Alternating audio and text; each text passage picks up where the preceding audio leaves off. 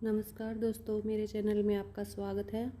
शेखर 4 बहनों का इकलौता और सबसे छोटा भाई था। चारों बहनों की शादी हो चुकी थी। बीमारी की वजह से माता पिता का निधन हो चुका था।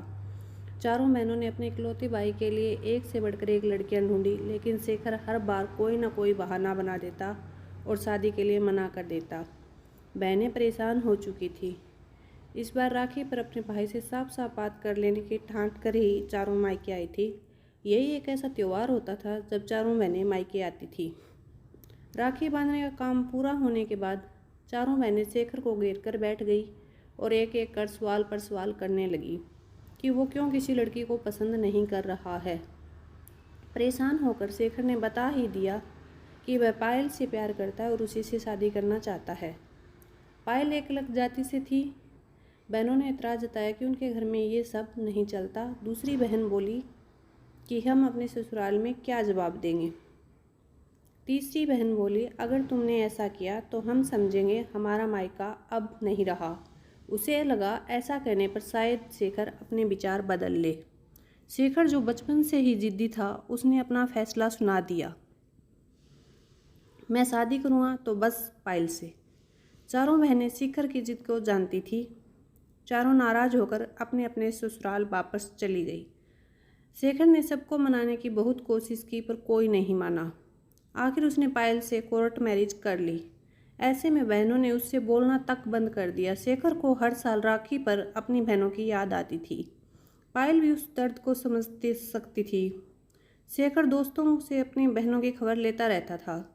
पायल कहती कि अब तो बहुत समय बीत चुका है, आप ही फ़ोन लगा कर बात कर लो, छोटे हो आप। शेखर, मैं तो बात कर लूँगा, मुझे किसी से कुछ कहा तो कोई फ़र्क नहीं पड़ेगा, लेकिन तुम्हें किसी ने कुछ कहा तो वो मैं सहन नहीं कर पाऊँगा। ये ना हो कि रिश्ते और ज़्यादा बिगड़ जाए। दिन बीते, साल बीते। एक दिन खबर आई कि शेखर की तीसरी बहन के पति का रोड एक्सीडेंट में निधन हो गया। शेखर के पैरों तले ज़मीन खिसक गई। पायल ने शेखर को तुरंत निकलने की तैयारी शुरू कर दी। शेखर निकलते निकलते रुक गया। शेखर, मैं वहाँ कैसे? पायल, अभी आपकी सबसे ज़्यादा ज़रूरत आपकी बहन को है। कोई कुछ बोल भी दे तो सुन लीजिएगा। और सुनिए, मैंने आपके बैग में एक चिट्ठी रखी है, वापस आने से पहले किसी एक बहन को दे दीजिएगा। शेखर चिट्ठी के बारे में पूछने की मन स्थिति में नहीं था। ठीक है बोलकर निकल गया। शेखर बहन के ससुराल पहुंचा। भाई को देखते ही बहन उसके गले लगकर खूब रोई। बहन का रोना भाई की आत्मा को चीर गया हो जैसे। सारी अंतिम क्रिया पूरी हो गई। शेखर निकलने की तैयारी करने लगा। बड़ी बहन शेखर का सामान बैग में रखने लगी कि उसके हाथ में पायल की चिट्ठी आ गई। ऊपर ही लिखा था, दीदी एक बार जरूर पढ़िएगा। बहन ने हिचकिचाहट में चिट्ठी खोली जिसमें लिखा था, प्रणाम, मैं आप सबसे पहले तो माफ़ी चाहती हूँ कि इस दुख की घड़ी में मैं वहाँ आप लोगों के साथ नहीं हूँ, पर मैं और आपके भाई हमेशा आप लोगों के साथ हैं। ये आपका मायका पहले है, मेरा ससुराल बाद में है। आपका पूरा हक है अपने भाई पर और आपके मायके पर। मैं आप लोगों के बीच ना कभी आई थी ना कभी आऊँगी। मुझसे कोई गलती हुई हो तो माफ़ करें, लेकिन अपने भाई को अनाथ ना करें। विनम्रतापूर्वक, पायल। उस समय तो इस चिट्ठी का जिक्र बड़ी बहन ने किसी से नहीं किया। समय बीता, अगले साल की राखी आ गई। सुबह सुबह दरवाजे की घंटी बजी। पायल ने शेखर से दरवाज़ा खोलने को कहा।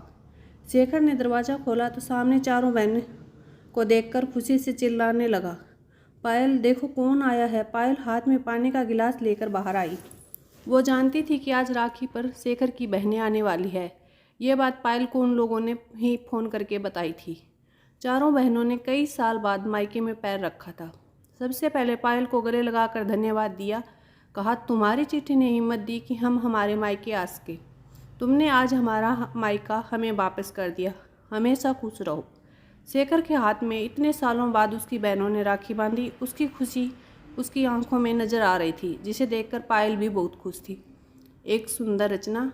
आभार दीपक भैया।